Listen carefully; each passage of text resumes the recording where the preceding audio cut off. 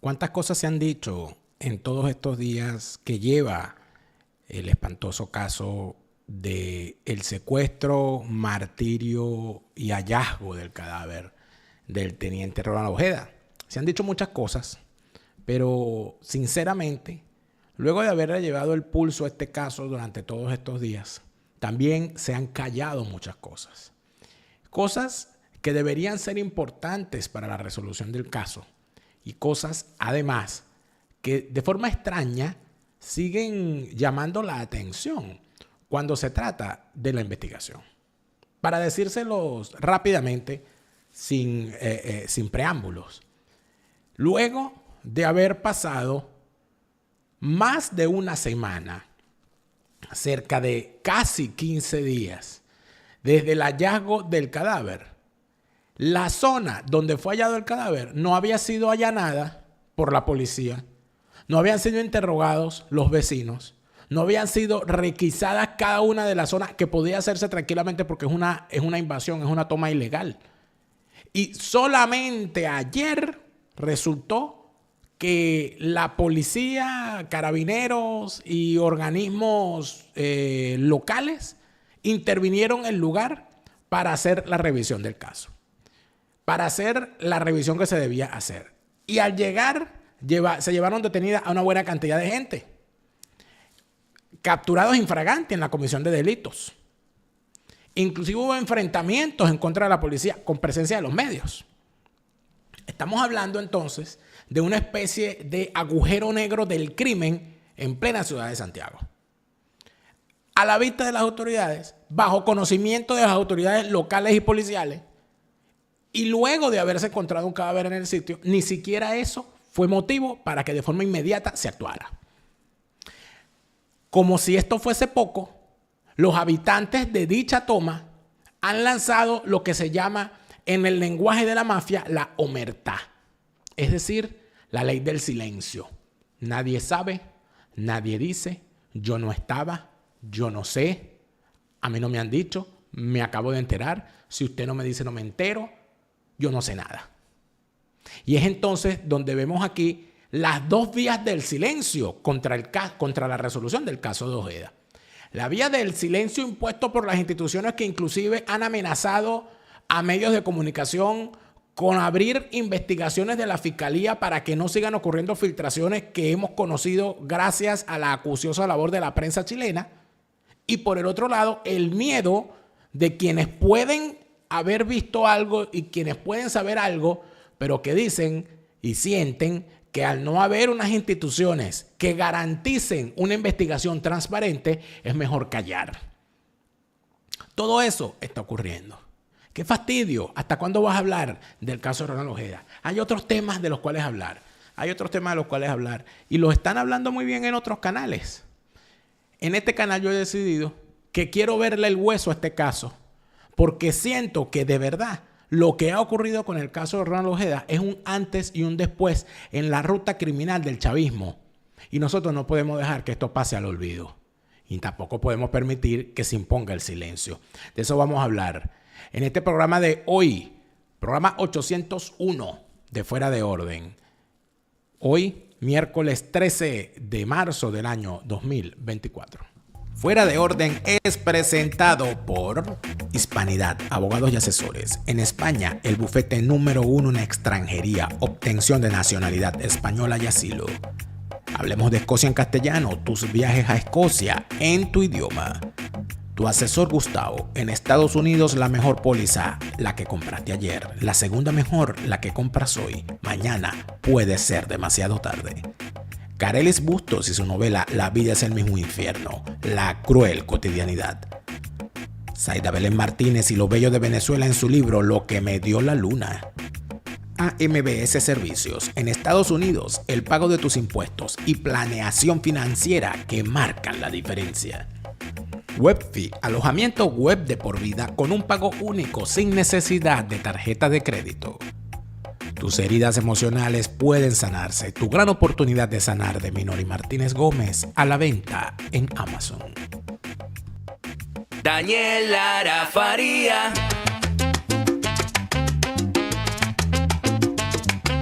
Lara, Daniel. Daniel Lara Faría. Daniel Lara Faría. Fuera de orden, crónica de la desgracia nacional e internacional, plomería informativa, criminología y criminalística politiquera. Nuestro planeta al mando de criminales. Gracias por estar de vuelta a su canal YouTube favorito de actualidad política de Venezuela, de Hispanoamérica y del mundo, en tu idioma español. Para nosotros es un honor saber que te encuentras de ese lado de la pantalla siendo copartícipe de una nueva emisión, la emisión 801 de Fuera de Orden, hoy miércoles 13 de marzo del año 2024. Gracias por estar allí, gracias por hacernos sentir tu compañía y muchas gracias además a quienes nos permiten seguir adelante con sus aportes económicos en nuestra plataforma Patreon, patreon.com/delaraf. Patreon.com/delaraf es tu apoyo, el que nos ayuda a seguir creando contenidos para todos. Los que nos permiten además seguir creciendo y difundiendo en la plataforma gratuita Facebook este programa son todos aquellos que le han dado me gusta a nuestra página de Facebook. Dale me gusta a nuestra página de Facebook, Daniel Lara Farías, y ahí seguimos compartiendo contenidos y también tenemos abierta la vía de la comunicación directa a través de los mensajes. Gracias por suscribirte al canal y activar las notificaciones para estar pendiente de cuando estamos en vivo y cuando estamos en estreno. Gracias por estar acá. Como todos los días te saluda Daniel Lara Farías, plomero informativo, enemigo de todos, repitiéndote hasta el cansancio. La fase superior de la izquierda es el crimen. Si los dejas entrar no los verás salir y te robarán desde la forma de caminar hasta el agua de los floreros. Y evidentemente, si te pueden matar, te matarán. Y seguimos. Amigos, yo considero que a estas alturas todo aquel que pretenda ignorar los hechos gravísimos que han significado la captura del capitán Ángelo Heredia y el secuestro y asesinato del teniente Ojeda, peca de distintas maneras. Mucha gente pensará que esto es un caso que solamente puede aterrar a los venezolanos que nos encontramos fuera del país, porque de alguna manera nos muestra la fuerza que podría tener la organización criminal que es el chavismo para atacar inclusive más allá de sus fronteras. Por tanto, muchos pensarían que esto es un problema solamente de quienes no están en Venezuela. Pero, si bien esa es una forma de ver las cosas, otra forma de ver las cosas es que esto es una muestra de todo lo que es capaz de hacer el chavismo adentro y afuera. Porque si esto lo hacen fuera de las fronteras, imagínense ustedes todo lo que está ocurriendo dentro de las fronteras de Venezuela. En tal sentido que quienes consideran que, bueno, que hasta cuándo vamos a hablar de este tema, yo por supuesto puedo seguirlo haciendo con libertad por dos razones. Número uno, porque yo no camino en función de temas en tendencia, sino que camino en función de lo que me dicta mi conciencia. No tengo una línea editorial que me dicte ni un partido ni una pandilla. No asumo posiciones partidistas. Soy enemigo de todos los políticos, fundamentalmente.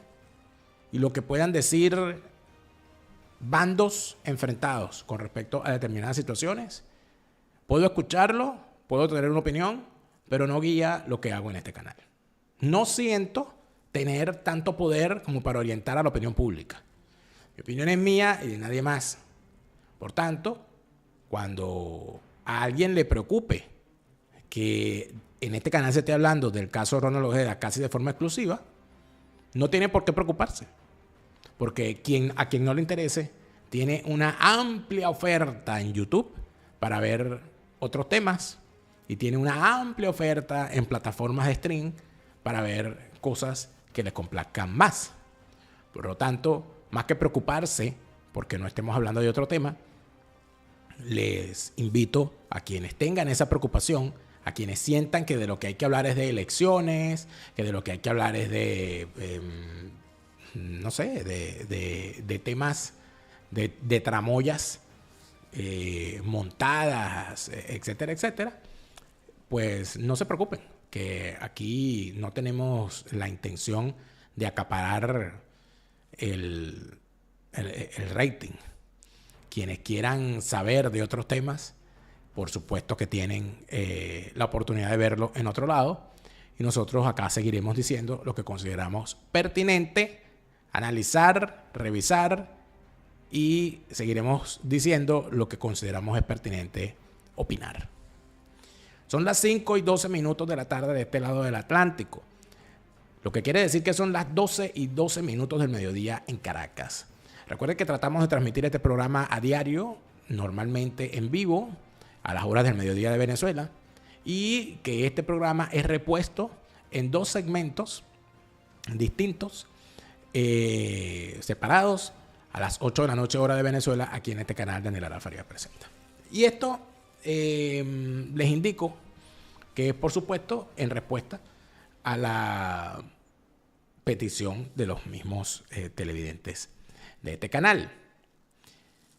El día de ayer, la prensa chilena nos permitió conocer de la acción policial realizada en la famosa toma, que es como llaman en Chile a la invasión ilegal, obviamente, de un terreno público o privado para la construcción de viviendas precarias. En esa toma, llamada la toma de Maipú, fue donde apareció el cadáver del teniente Ronald Ojeda. El hallazgo del cadáver del teniente Ronald Ojeda, y yo creo que aquí son importantes siempre las fechas, y yo por eso es que tomo nota, porque si uno no toma nota, las cosas se le pueden traspapelar y olvidar. Hay que decir que el hallazgo del cadáver de Ronald Ojeda fue el día 9 de marzo, si no recuerdo mal. Y eso permite entender que desde el momento de su asesinato al momento del hallazgo del cadáver, o mejor dicho, del momento de su secuestro, que fue el día 21 de febrero, hasta el momento del hallazgo del cadáver, que fue el 9 de marzo, estamos hablando de 9 días. Esto evidentemente mantiene una situación en la que no tiene sentido que veamos el asunto, aunque creo que quizá podría estarme traspapelando aquí porque no estoy seguro si fue precisamente el 9 de marzo o el 2 de marzo, pero en todo caso sí aparece el cadáver allí en esa zona. Ya vamos a verificar con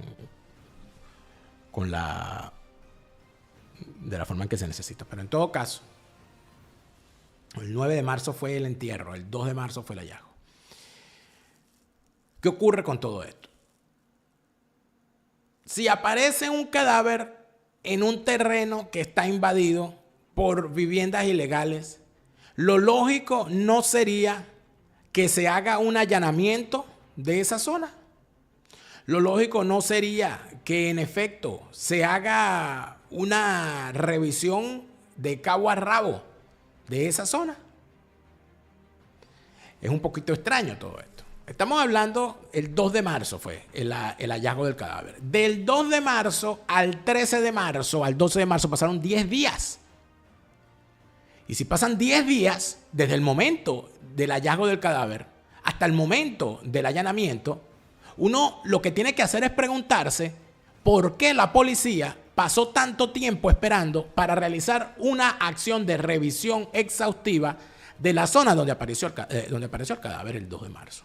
1 o 2 de marzo, que el 1 de marzo fue cuando empieza el movimiento, el 2 de marzo se confirma que era el cadáver.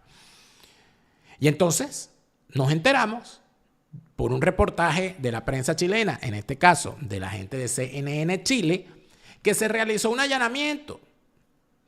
Quisiera que viésemos este reportaje porque lo que allí se dice y lo que allí se habla ilustra de buena manera de qué forma está actuando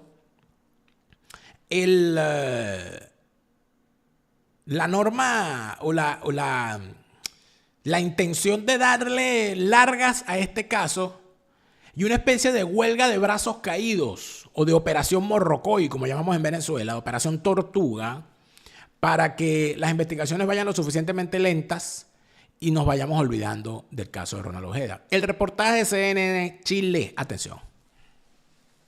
Bueno, tampoco hay que sorprenderse mucho con esta acción, porque es conocido algunos hechos de delincuencia que han ocurrido en esa toma. Si hago memoria, esa toma debe tener alrededor de unos 7 u 8 años y que comenzó a crecer en el último tiempo en cuanto a dimensiones, a cuanto a cantidad de casas y personas que comenzaron a vivir ahí. Un campamento, una toma que comenzó con algunas personas de nacionalidad haitiana que llegaron hasta ese punto, que se instalaron ahí y que con el pasar de los años, bueno, se comenzó a aumentar en cantidad de población ese sector.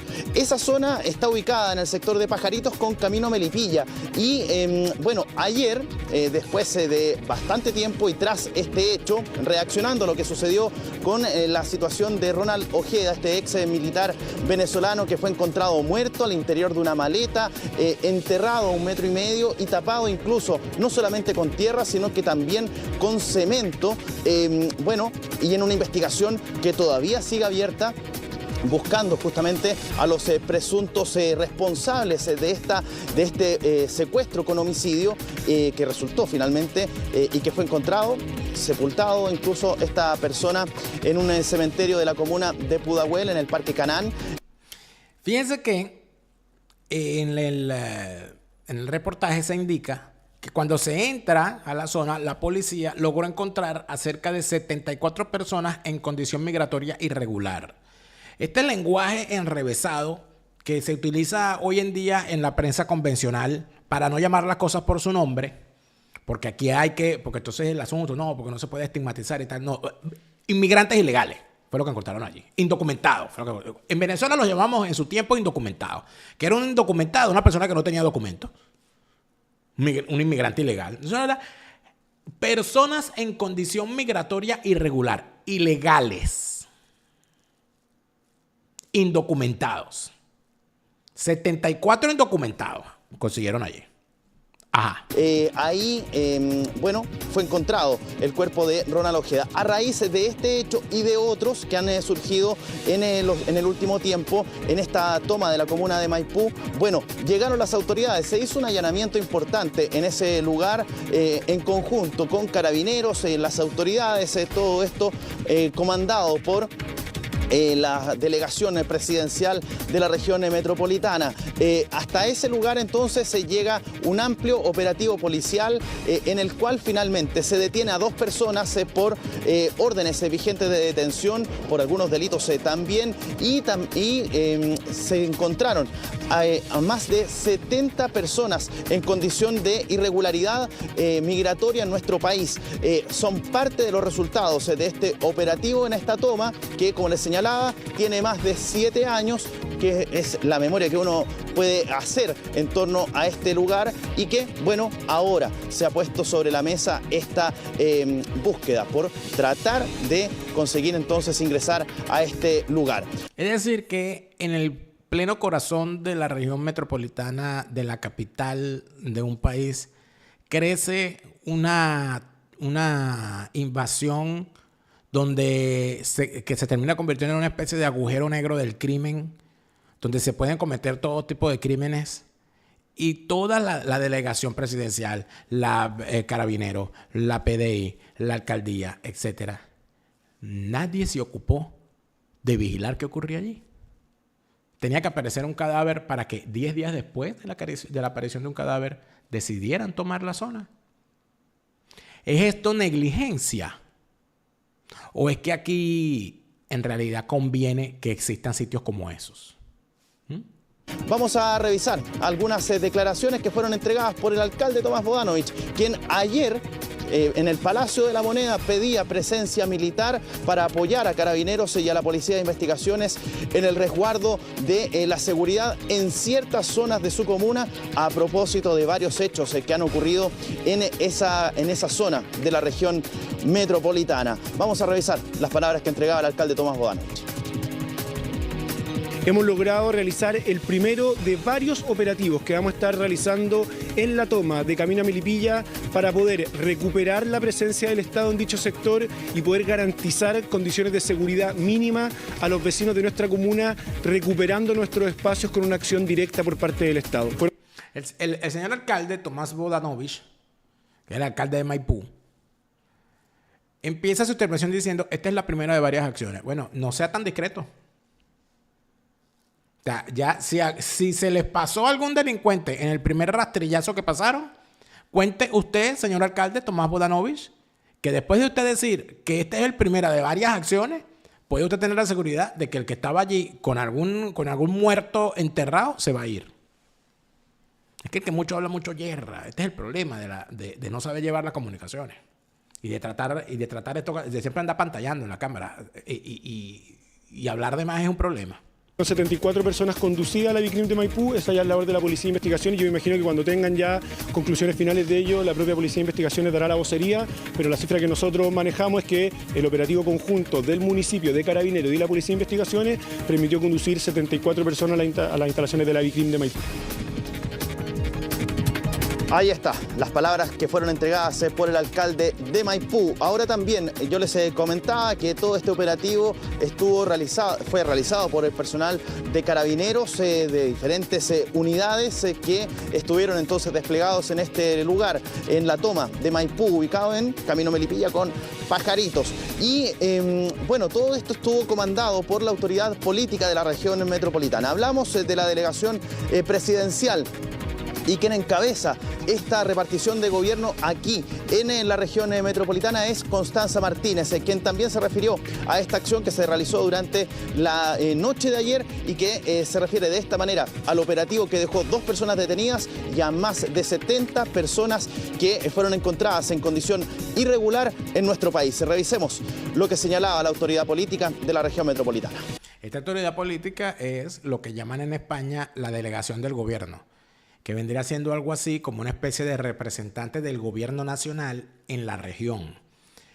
Se entiende que esta delegación tiene algunas competencias, pero a mí lo que me llama la atención es que hablan de 72 personas en condición migratoria irregular y de 2 detenidos. Y entonces las otras personas que están en condición migratoria irregular, ¿qué pasó con ellas? Tomando en cuenta que están cometiendo un delito al estar invadiendo un terreno que no les pertenece.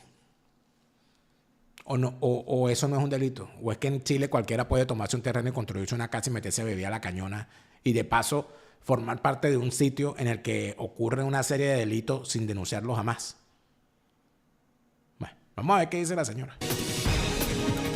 Se han hecho fiscalizaciones de controles vehiculares, pero también y especialmente fiscalizaciones migratorias. Se controlaron a más de 74 personas que hoy día están siendo trasladadas a dependencias de la PDI para poder generar los controles migratorios pertinentes. Y además se pudo realizar durante esta jornada tanto las fiscalizaciones vehiculares como también una presencia policial importante para hacer medidas de fiscalización que dieron a 2 personas detenidas, una de ellas por el robo de una motocicleta. Ahí está, las palabras que entregaba Constanza Martínez, delegada de la región metropolitana. Carabineros, como también les había mencionado, se hizo cargo de este operativo. También se refirieron a esta acción, entregaron más detalles en cuanto a lo que comprende propiamente tal a la operación, a este allanamiento que se realizó ahí en la toma de Maipú. Revisemos justamente lo que señalaban desde la institución policial. Ya vamos a ver lo que dice el jefe de Carabineros, pero fíjense ustedes, otro detallazo particular de lo que declaran. Primero, el alcalde dice, esta es la primera de varias acciones que vamos a hacer. Por lo tanto, el que estaba ahí sin papeles ya se va a ir. 2, la delegada del gobierno dice que han sido trasladados 74 personas en condición migratoria irregular a la PDI para que la PDI se encargue de verificar tal y más cual. Se supone que si una persona está en condición migratoria irregular, porque no tiene papeles y porque no se encuentra ajustado a derecho, debe ser deportado. A menos que haya cometido algún delito donde debería ser detenido y después de cumplir su pena, deportado. Pero llama poderosamente la atención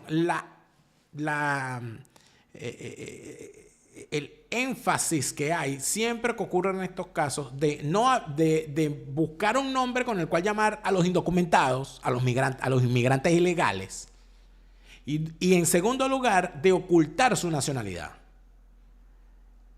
¿De qué nacionalidad eran esos 74 personajes que estaban sin papeles allí? Eran todos venezolanos. Eran todos del estado Aragua, de Turmero, de Carmen de Cura, de San Casimiro, de La Victoria, de Cagua, del Limón. Porque como aquí todo venezolano en Chile resulta que ahora es del Tren de Aragua, sería bueno que nos dieran de qué nacionalidad son. Y si verificaron que son en efecto del Tren de Aragua. O son todos haitianos. O son todos colombianos. O de dónde demonios son. Ucranianos, sirios, afganos, iraníes. Son los datos que no nos dan. Y evidentemente, esos datos en este momento tendrían muchísimo interés. ¿Qué dice el jefe carabinero? Vamos a ver. Se hicieron controles vehiculares y dentro de este control vehicular obviamente resultó una persona, un joven, ¿no es cierto?, conduciendo una motocicleta, la cual fue fiscalizada por personal CEP. Donde la motocicleta mantenía un encargo por robo, por lo cual el joven obviamente fue trasladado a la 52 comisaría, detenido por receptación. Una mujer de nacionalidad chilena quiso intervenir e interponerse ante la acción de que Carabineros estaba realizando una fiscalización ante un sujeto, ¿no es cierto?, que estaba siendo trasladado, ¿no es cierto?, un vehículo para ser trasladado a la unidad de la PDI, la cual en un momento determinado, donde muchos de ustedes fueron testigos, tomó una piedra con la finalidad de lanzársela a la personal de Carabineros y a los periodistas que estaban registrando esta situación, por lo cual se procedió en forma inmediata a la detención de esta mujer. Es decir, lo que dice el jefe del operativo policial, y sí lo dice, o sea, se ve que este policía sabe lo que quería decir. ¿Okay? Detuvieron a un joven, no dice qué edad, que tenía una moto que estaba solicitada por haber sido robada. Por lo tanto, al joven lo detienen en flagrancia, porque tiene un objeto solicitado por robo. No dice la edad, ni dice la nacionalidad. Y luego dice, fue detenida una mujer de nacionalidad chilena, con lo cual es más lo que nos dice que lo que nos calla. Nos dice, fue detenida una mujer de nacionalidad chilena. Ojo, que no dijo de qué nacionalidad era el joven detenido, con una moto. Dice, fue detenida una mujer de nacionalidad chilena que se opuso al operativo contra otra persona e intentó lanzarle piedras a la policía para evitar la detención. Pero una mujer de nacionalidad chilena. ¿Quiénes viven allí? ¿Solamente viven ilegales? ¿Cuántas personas pueden vivir en esa toma? ¿Cuántas? ¿Se llevaron a todas las personas que viven en esa toma? ¿Todos son inmigrantes ilegales? ¿O es que ahí hay un agujero negro de cosas particulares? Bueno, el reportaje sigue. Ahí escuchábamos la voz del coronel Gonzalo Urbina, prefecto de la zona Santiago Rinconada, por parte de Carabineros. Ese es entonces el resultado que deja este operativo importante ahí en el sector de la toma de Maipú, pero les insisto, esta es una situación a la cual se reacciona a propósito de los hechos ocurridos con el ex militar venezolano encontrado muerto al interior de esta toma en Maipú. Hablamos de Ronald Ojeda y que, si los diagnósticos están hechos, ¿por qué no se había actuado de forma anterior en esta materia? Y no esperando que pasen algunos hechos de mayor connotación social para poder reaccionar en este tipo de lugares. El reportero tiene toda la razón. Hace una pregunta que es evidentemente la duda que tenemos todos los que estamos viendo esto. ¿Cómo es eso que apareció un cadáver el 1 de marzo y esta gente esperó al 13 de marzo para hacer este allanamiento? Se hace un allanamiento y se consigue 74 personas. Imagínate tú todas las que se fueron. ¿No? Luego, el alcalde dice que no, que esta vez es la primera de varias. Esta es la primera de varias. Interesante, ¿no? O sea, el alcalde ya le está anunciando a los tipos, váyanse porque ya ven, porque vuelvo. ¿No? Son una cosa extraña. Pero ¿qué dice la gente que vive allí? Porque ahí se hizo una acción, ¿no? Bueno, de eso vamos a hablar. Pero por supuesto que hay otras cosas ocurriendo en el mundo. Y en nuestra sección Y así va el mundo, vamos a hablar, en efecto, de qué está pasando por allí.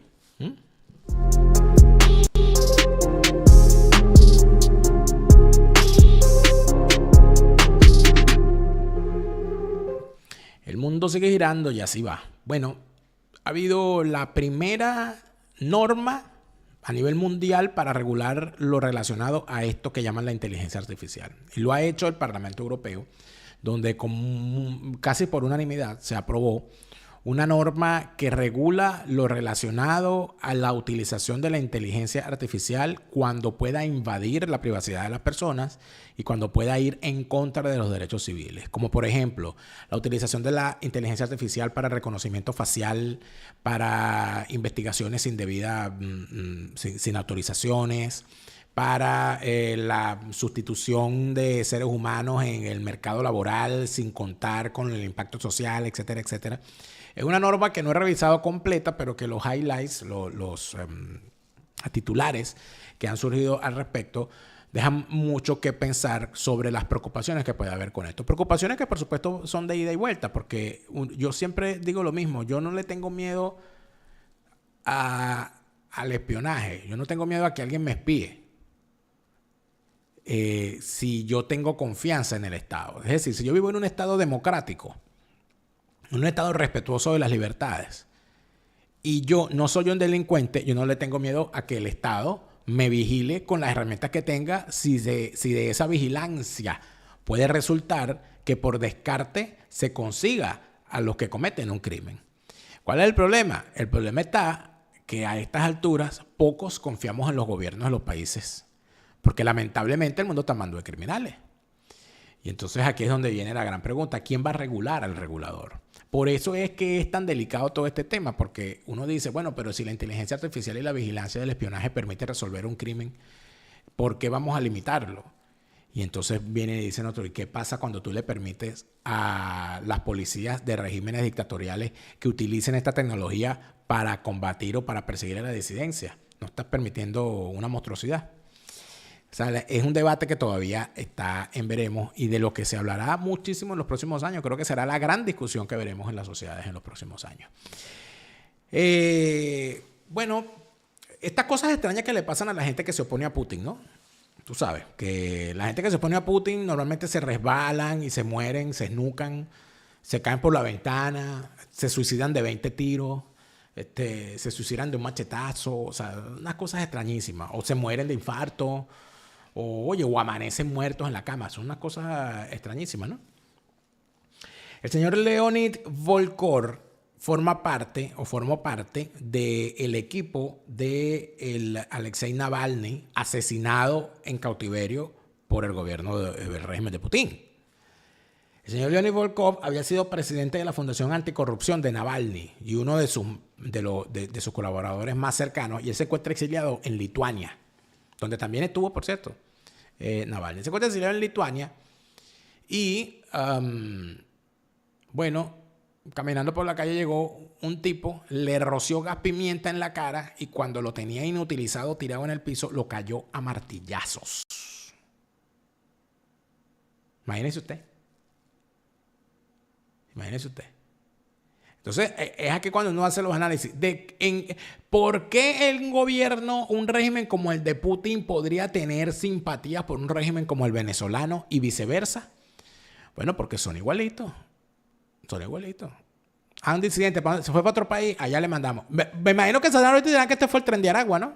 En Lituania. De repente fue el Tren de Aragua también, porque como aquí cualquier vaina a hacer Tren de Aragua, que es el nuevo Al-Qaeda. Hezbollah ha decidido sumarse o mejor dicho, continuar sus acciones en contra de Israel en apoyo a lo que están haciendo sus amiguitos del Hamas del otro lado de la frontera con Israel. Hezbollah desde territorio libanés ha lanzado más de 100 cohetes contra el Estado de Israel. Y por supuesto, Israel ha respondido y se ha defendido. No faltará, por supuesto, quien salga a decir, oye, que Israel, qué horrible lo que están haciendo. Porque aquí parece ser que las discusiones siempre son cuando Israel se defiende. Cuando Israel es atacado, el titular aparece de último. Si usted busca en la prensa hoy las noticias relacionadas a Israel, va a encontrar 10 noticias contra Israel antes de conseguir el titular donde le hablen de los más de 100 cohetes que lanzó la gente de Hezbollah en contra del territorio israelí a blancos civiles. Va a encontrar 10 titulares condenando a Israel y de último, por allá abajo, va a encontrar donde hablan de este caso, porque así de infame es la cobertura. Así de infame es la cobertura. Oye, chico, y otra cosa extrañísima. Estas cosas raras que pasan, ¿no?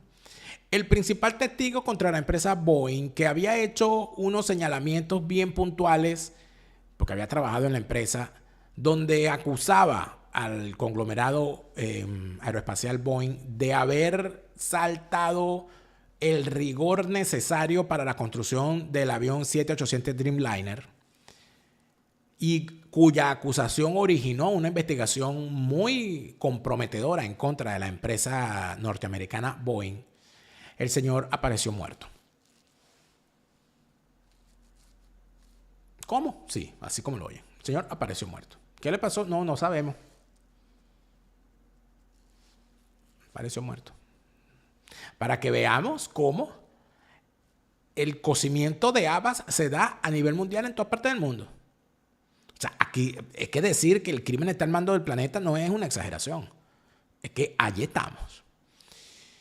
Supuestamente, y que por una herida autoinfligida.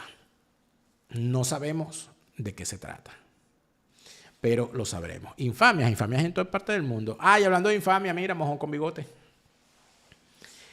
Ha salido el Departamento de Estado de los Estados Unidos horrorizado a decir que Maduro ha vuelto a violar los acuerdos de Barbados. Estamos deeply concerned por esta violación, que significa que hayan detenido a un colaborador de María Corina Machado. Todavía estamos esperando que el Departamento de Estado se pronuncie sobre las más que evidentes vinculaciones del régimen de Nicolás Maduro, con el cual ellos se sentaron en una negociación con el asesinato del teniente Ronald Ojeda. Por cierto, si usted hace una revisión de las redes sociales de los principales dirigentes de la oposición falsaria venezolana, si se consigue algo que hayan dicho con respecto al tema del secuestro y asesinato de Ronald Ojeda, me avisan. Me avisan. Porque parece ser que ellos todavía no se han enterado. Mándenle algún titular a ver si los tipos se enteran que mataron a un militar. ¿Ustedes se acuerdan cuando había un sector de la oposición falsaria que se hacían llamar radicales como Candela? Le decían a los militares que se tenían que poner del lado correcto de la historia. Bueno, ahí está Ronald Ojeda, se puso del lado correcto de la historia, lo secuestraron y lo mataron. Y los politiqueros que lo mandaron a ponerse del lado correcto de la historia no han aparecido ni siquiera para dar el pésame. Eso es algo que deben saber, que deben tener en cuenta los militares. Los que sientan el llamado ese a ponerse del lado correcto de la historia. Pero recuerden que al final de la historia, hasta el final, los políticos los van a abandonar, porque son unos cobardes. Y así lo han demostrado siempre. El segmento Y Así No Va el Mundo llega hasta aquí y fue cortesía de los amigos de El Bufete Hispanidad, abogados y asesores número 1 en materia de extranjería en España. En España hay cosas que solo un buen abogado puede resolver.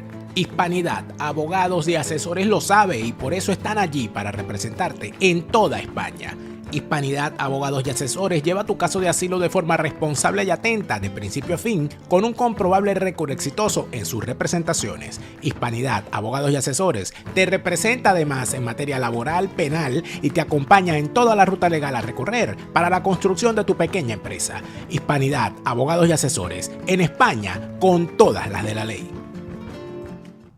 Escocia, escoceses, falda escocesa, gaita escocesa, whisky escocés, comida escocesa. Todas esas cosas te las enseña Hablemos de Escocia en castellano. Hay mucha gente que me dice, oye, mira, pero yo en realidad mi presupuesto no me da ahorita para viajar, ¿vale? Y me encantaría viajar.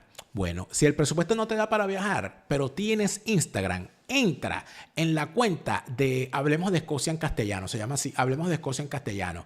Allí ponen muchísima información, tienen un podcast sobre la historia de Escocia, sobre las maravillas del whisky, la maravilla de la alimentación, siempre están publicando, yo siempre los coloco también en mi cuenta de Instagram, @delaraf, pero Hablemos de Escocia en castellano no es solamente una agencia de viaje, es que es una iniciativa para enseñarle a todo aquel que hable el castellano lo que hay en Escocia y por supuesto enterarse de cosas maravillosas. Enamórate de Escocia. Viaja a Escocia físicamente o a través de los contenidos que hace la gente de Hablemos de Escocia en castellano y por supuesto que la forma de viajar no es solamente físicamente, que alguien te cuente que viajó y que alguien te cuente las maravillas de esa tierra, por supuesto que también es una forma de enterarte. Hablemos de Escocia en castellano, tus viajes a Escocia, pero en tu idioma. Hay que leer más. Yo debo confesarles que estoy leyendo más que nunca cosas que no tienen nada que ver con los avatares diarios, porque si no, el cerebro no se le intoxica. Y por supuesto que una de las lecturas que tengo ya ahí en línea es la de mi querida Carelis Bustos. Porque Carelis Bustos con La vida es el mismo infierno la ha puesto lejos, porque se ha atrevido a decir, no, aquí vamos para la aventura. Y las aventuras las que cuesta. Carelis Bustos en su libro La vida es el mismo infierno. La vida es el mismo infierno se encuentra a la venta a nivel mundial en Amazon. Vamos a leer más. Menos redes sociales, más lectura. Carelis Bustos, La vida es el mismo infierno. Tu asesor Gustavo. En Estados Unidos tú puedes tener el carro más bonito, el último teléfono, vivir en el mejor vecindario, tener aquella casa maravillosa con aquel césped, hay un perro Golden Retriever allí y aquellas fotos de familia maravillosa que montas en las redes sociales, pero no tienes póliza de seguro. Eres un indigente. Tu asesor Gustavo te lo dice, la mejor póliza la que compraste ayer, la segunda mejor póliza la que compres hoy. Mañana puede ser demasiado tarde. Llama ya a tu asesor Gustavo en todo el territorio de los Estados Unidos y escoge la mejor póliza, la que está a tu alcance, pero también la que te da la mejor cobertura. Tu asesor Gustavo en los Estados Unidos, asegúrate bien. Tenerle miedo a los impuestos en los Estados Unidos es tenerle miedo a un fantasma, porque a los impuestos no se le tiene miedo. Los impuestos no hay que temerle, los impuestos hay que pagarlos. Pero es que no sé cuánto pagar, no sé qué calcular, yo no sé qué hacer. MBS Servicios en todo el territorio de los Estados Unidos se encarga de ayudarte a que en efecto todo lo que tengas que hacer en materia impositiva esté en orden. Sean tus finanzas personales, tus finanzas familiares o tus finanzas empresariales, tu nuevo negocio, lo que necesites en los pagos de los impuestos en contabilidad y planificación financiera, a MBS Servicios. Jorge Rojas y su equipo en todo el territorio de los Estados Unidos te vuelvas loco por los impuestos. A MBS Servicios te lo resuelve. Terminan entonces las cosas siendo un poco extrañas cuando nos damos cuenta de que en efecto el miedo es libre. Las instituciones mandando a callar a la prensa para que no sigan saliendo filtraciones. Y los habitantes de la zona donde apareció el cadáver haciéndose los locos. Nadie vio nada, nadie escuchó nada, nadie conocía el asunto. Todo el mundo se acaba de enterar. En un reportaje que hace la gente de Chilevisión dentro de la toma de Maipú, podemos ver lo que hay allá adentro, la forma como se vive allá adentro, y no es que esto es una invasión allí marginal. No. Esto es lo que llamarían en los tiempos viejos de Venezuela, esto es un barrio consolidado. Miren lo que la gente dice y miren lo que la prensa logró recoger en el lugar.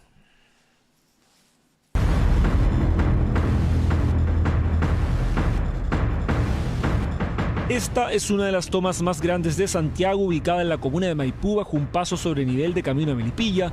Viven cerca de 600 familias y hoy está en el centro de la noticia tras el hallazgo del cuerpo del ex militar venezolano Ronald Ojeda. Ingresamos a este lugar donde habría estado ubicada una casa de torturas.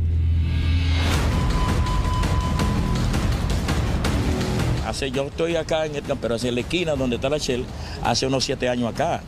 Pero realmente han llegado otras nacionalidades y se han incrementado los problemas y cosas, se escucha, ¿me entiendes? Pero yo visualmente no te puedo decir este es malo, este es bueno.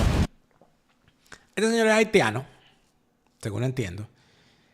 Y fíjense otra vez el tema de no decirlo todo. El señor dice, han llegado de otras nacionalidades, pero no dice cuáles. Han llegado de otras nacionalidades. Y ha habido problemas. Es decir, los problemas no somos nosotros, son nosotros. Siempre. No, yo no, fueron ellos. Luego en el reportaje dice que ahí había una casa de tortura. Y entonces yo me pregunto, y esa precaria, y lo he dicho del primer día, esa precaria construcción, allá adentro torturaban gente y nadie escuchaba.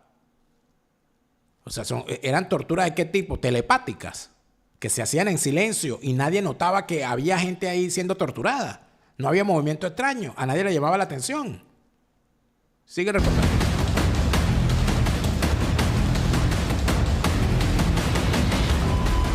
Mira, de verdad que eso para mí es una sorpresa porque apenas me estoy enterando de eso. Apenas me estoy enterando de eso. Los venezolanos reconocimos ese acento. Ese señor es venezolano.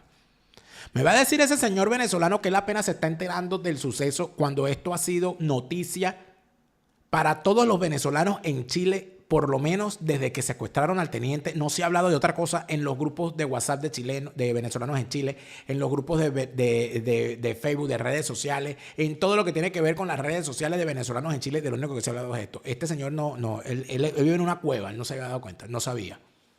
Él no sabía, se está enterando ahorita. ¿Estoy acusando al señor de algo? No, lo que estoy diciendo es que aquí hay una ley del silencio.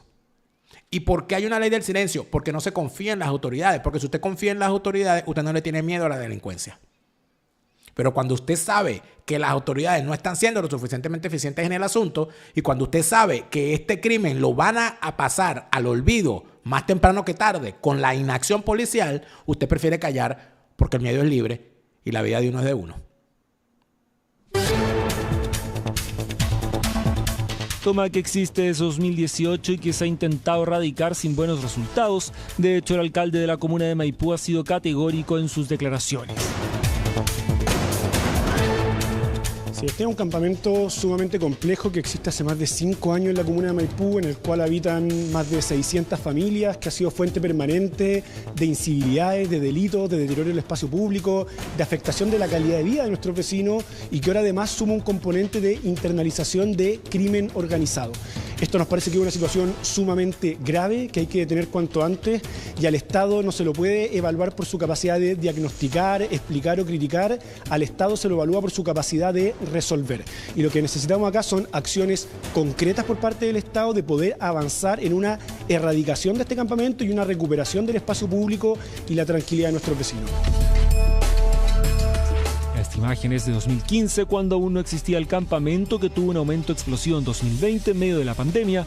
Según Tomás Bodanovich, cuando él llegó a la alcaldía en 2021, ya había más de 400 viviendas de estructura sólida con conexión a electricidad autorizada por el municipio en su periodo anterior. Es decir, miren lo que dice el alcalde. Él está en el cargo de 2021, estamos en el 2024. Es decir, tiene 3 años en el cargo. Y dice que cuando él llegó se encontró que había por lo menos 400 viviendas en la zona y todas tenían conexión eléctrica autorizada por la municipalidad en la gestión anterior a la de él. Mi pregunta es, ¿y usted por qué no la revocó? Porque si usted no quiere que esté esa toma ilegal allí y le parece que eso es ilegal, usted tiene que revocar todos esos permisos de electricidad. Entonces, ¿qué es lo que ocurre? Lo que pasa siempre con los políticos. Cuando hay un escándalo, los bichos salen, ¿verdad?, a simular que ellos en realidad son buenos gestores públicos. Y hacer demagogia. Porque lo que están haciendo es demagogia con esto. Como eso que usted tiene 3 años en el cargo y recién ahora es que usted empieza... No, que hemos hecho otras acciones. Caramba, pero si usted se encontró con ese problema allí, con ese agujero negro, tuvo que esperar que apareciera un cadáver para tomar acciones. Nadie explicará esto, obviamente.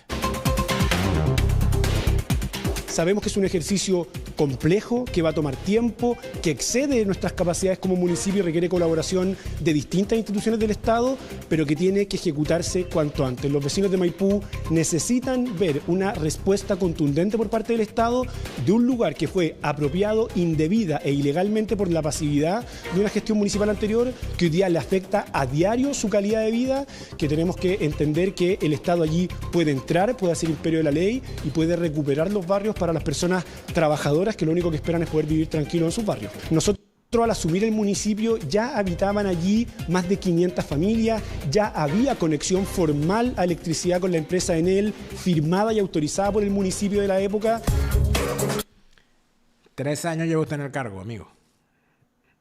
3 años. Eso de decir el gobierno anterior es una irresponsabilidad.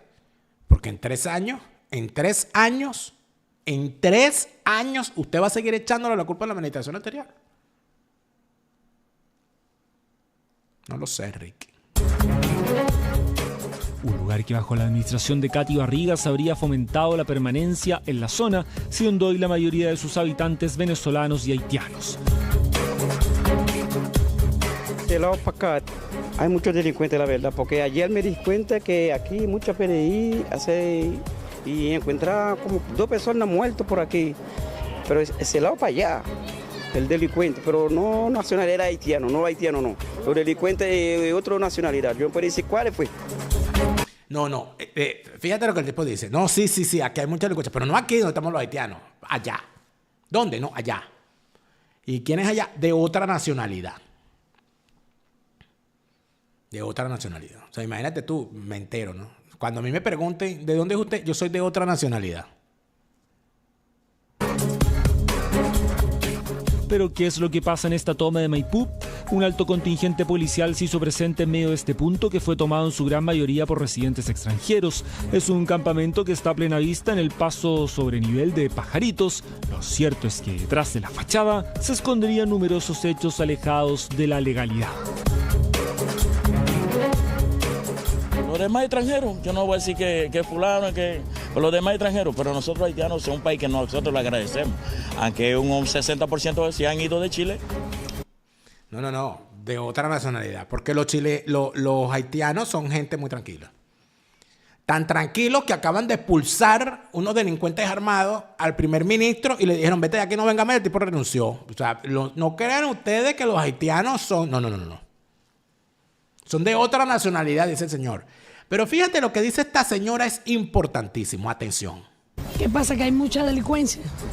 Entonces, uno no sabe, uno sale a trabajar. Entonces uno va propuesto saliendo de su casa, imagínense, un daño, un robo.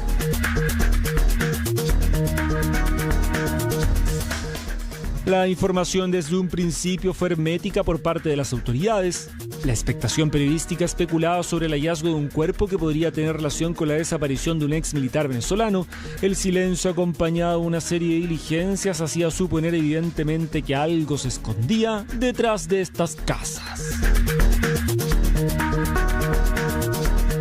Bueno, simplemente lo que uno escucha, porque uno no tiene tiempo para ver lo demás, ¿me entiende? Pero que escucha es la cosa cada día más. Pero nosotros a nivel, como ustedes periodistas, nosotros los haitianos somos muy poco problemáticos. Muy poco problemáticos los haitianos. Nada más tienen encendido su país y expulsaron al primer ministro, mataron al presidente anterior, liberaron a todos los presos de las cárceles y tienen convertido en un campo de batalla toda la porción de la isla, la española, que le corresponde. Pero eso son gente muy tranquila, ¿viste? No vayan a pensar, no le quedan a los medios, que tampoco exageren.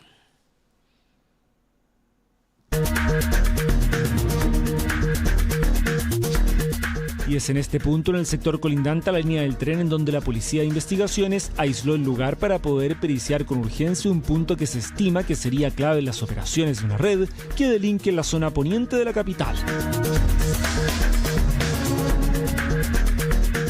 Ayer yo escuchaba al alcalde de Maipú que decía que no es la primera casa que se encuentra, ¿verdad? Como un lugar donde algunas organizaciones criminales, derechamente el Tren de Aragua, operaría, sino que también sería una casa de cautiverio, ¿verdad? Y por vecinos y por personas que ya han declarado en la investigación y como testigos que manifiestan que sí, efectivamente, al parecer no habría sido la primera persona que habrían llevado ahí para provocar algún tipo de vejamen o algún tipo de tortura.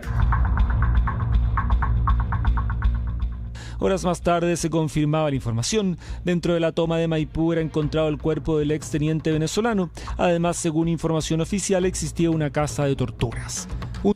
Había una casa de torturas y ni los haitianos ni la gente de otra nacionalidad escucharon absolutamente nada.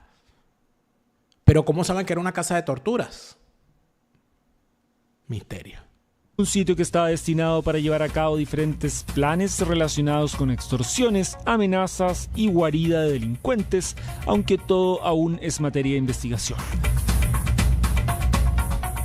Acá hay que separar, yo diría, las organizaciones o las personas que cometieron este delito. Uno es el equipo táctico que ingresó ese día 21 de febrero al departamento Ronald Ojeda. Y dos, son estas personas que lo trasladan a este domicilio, ¿verdad?, donde posteriormente le dan muerte a Ronald Ojeda. Yo creo que acá, si bien la policía tiene antecedentes y está viendo varias líneas investigativas y está investigando, yo creo que acá las personas que secuestran a Ronald Ojeda es personal entrenado, lo que no habíamos visto en los secuestros que ya han cometido el Tren de Aragua en Chile. Este es un ex agente de la PDI. Y ha dicho exactamente lo que cualquier persona sensata ha podido ver en los videos. ¿Cómo me vas a decir tú que eso es una organización criminal dedicada a todo eso? No, estos son unos tipos que tienen algún entrenamiento particular para hacer este tipo de cosas. Llámense como se llamen. Bueno, la sensatez al final siempre se termina imponiendo. Los vecinos aseguran que los delitos son pan de cada día en el mismo punto que fue periciado por las policías tras el hallazgo del cuerpo del ex militar.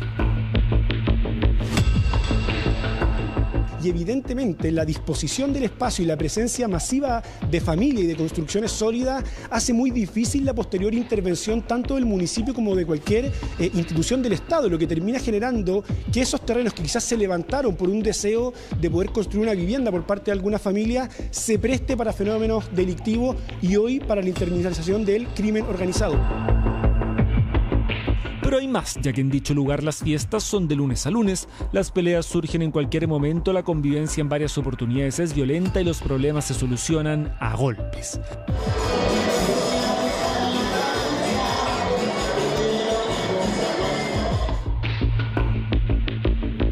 La música de las fiestas suena a todo volumen, en ocasiones el ruido traspasa los barrios y no deja dormir a los vecinos de este sector de Maipú.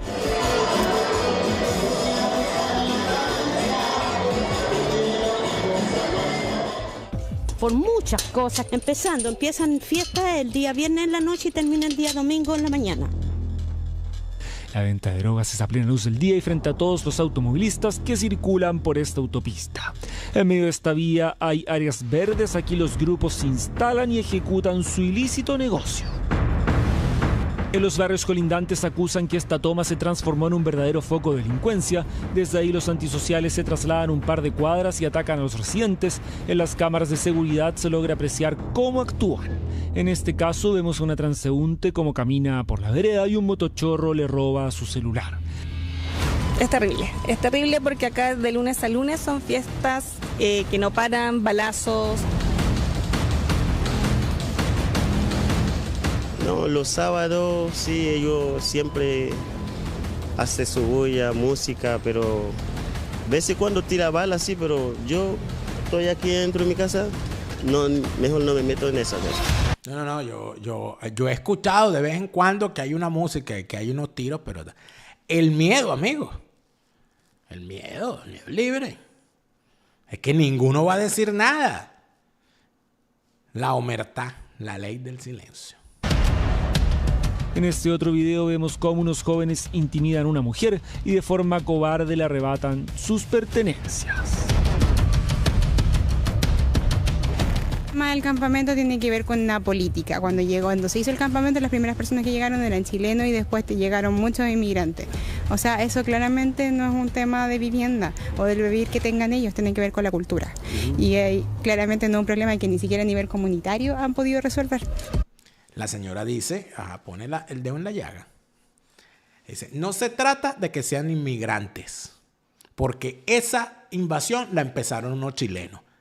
Se trata de que como hay allí un agujero negro para lo ilegal, la gente que se mete a vivir allí es porque anda huyendo de algo o porque anda en condición de ilegalidad y necesita vivir en espacios como esos. Que es una cuestión de cultura, dice la señora. O sea, cuando la gente habla, hay que hablar con el local para que te explique. Ahí está, la señora dio una explicación. sin irse por las ramas. También se movilizan en vehículos y arrasan con todo lo que está al paso. Abren otros automóviles sin problemas y se llevan diferentes objetos.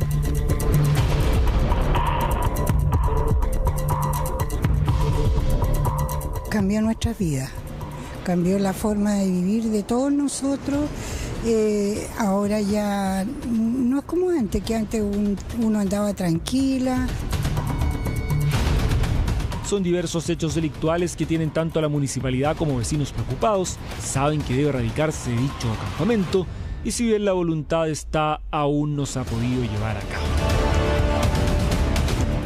claramente en un espacio donde el Estado no puede entrar, es tierra fértil para que crezcan fenómenos delictivos como este, y eso es lo que tenemos que evitar. Nosotros como municipio hemos desarrollado más de 70 operativos de desalojo solo en ese campamento.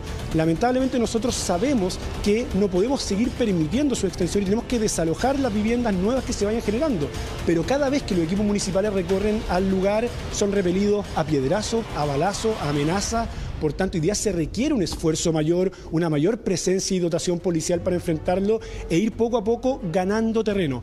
Más allá de lo difícil o dolorosa que pueda ser esa decisión, porque entendemos también los dramas humanos que hay detrás de muchas familias que habitan allí, yo creo que hoy día la consecuencia alternativa es la afectación de la seguridad comunal y nacional, y allí el Estado no le puede temblar la mano, ejecutar acciones contundentes, rápidas, y que la ciudadanía pueda entender que los barrios les pertenecen a las personas honestas, trabajadoras, que han luchado toda una vida por vivir tranquilo, y no a quienes se apropian del espacio indebidamente. Bueno, señor alcalde, permítame decirle que las acciones que usted está desarrollando son completas y absolutamente ineficaces, porque si usted tiene 3 años en esto, no tenía que esperar que apareciera un cadáver para, en efecto, desarrollar las cosas como la tenía que desarrollar. Entiendo que este alcalde, según me indican por acá, gracias a quienes nos están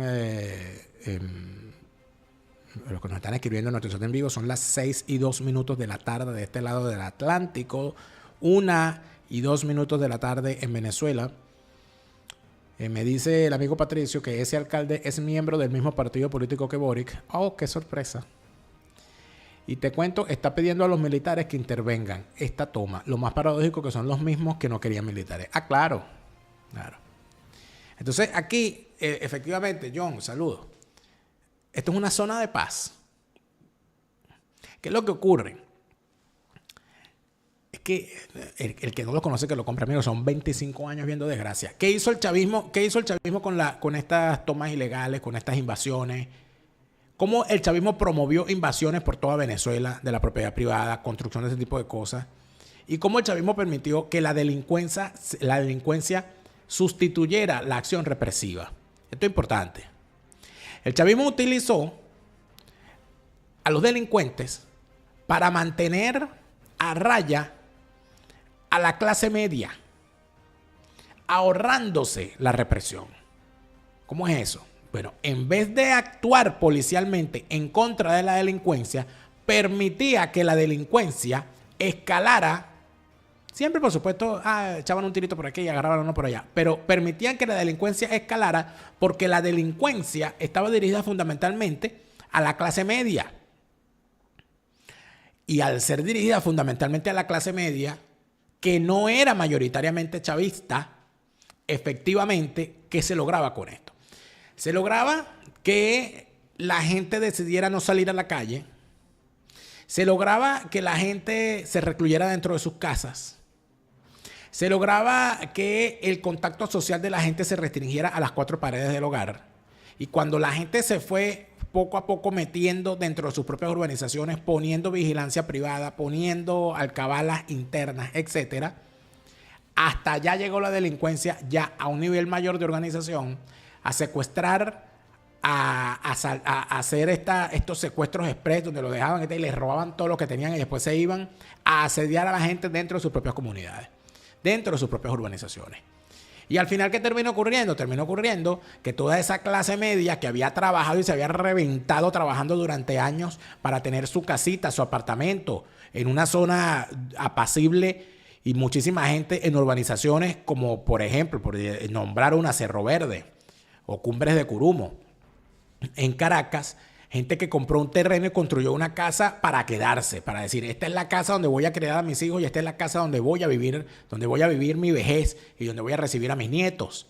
Esa gente asediada, ¿qué termina haciendo? Terminan vendiendo, asediados por la delincuencia, las viviendas soñadas que construyeron por 3 lochas. ¿Y para qué? ¿Y por qué las terminan vendiendo? Porque no aguantaba más la acción de Lampa. Venden las viviendas a precio de gallina flaca. ¿Y quiénes les compran las viviendas? Delincuentes chavistas, capitostes del chavismo, testaferros boliburgueses, hijos de personajes del chavismo, ¿O es que acaso no es Cumbre de Curumo la urbanización Cumbre de Flores? Porque ahí viven toda la familia de Cilia Flores. ¿O es que acaso no se convirtió Cerro Verde en el coto cerrado de unos personajes vinculados a la boliburguesía de todo nivel, de toda la y de todo color, donde inclusive hay hasta politiqueros como Enrique Capriles Radonsky, que le compró la casa a Alberto Rabel? Bueno, es vecino de Gorrín, porque Gorrín está viviendo allí. Allí vivía el Pollo Carvajal, ahí vivía Iri Varela, ahí vive un conocido narcotraficante asociado al chavismo y a las empresas de casinos en Caracas. Domingo Goncalves. Entonces, ¿qué empezó a hacer después? Bueno, empezaron a asediar. Es que esto lo tiene que saber la gente, porque es que esto no es casualidad. Empezaron a hacer la famosa Misión Vivienda con ese desgraciado sujeto, ese mastuerzo que viene siendo el Farruco VI, que se inventó junto a personajitos, supuestos arquitectos arrechísimos como Fruto Vivas y otros delincuentes más, con el apoyo de constructores como Franco de Agostino, suegro de Henry Ramos Alup, inundaron el país en sus principales ciudades de edificaciones masivas donde meter a gente que supuestamente necesitaban casa. ¿Y a quiénes metieron allí? Bueno, metieron a gente que necesitaba casa, ¿cómo no? Y metieron también a delincuentes que se encargaban de someter a la gente honesta que vivía allí y de asediar con su mal vivir y con sus actos delictivos a las urbanizaciones que quedaban cerca.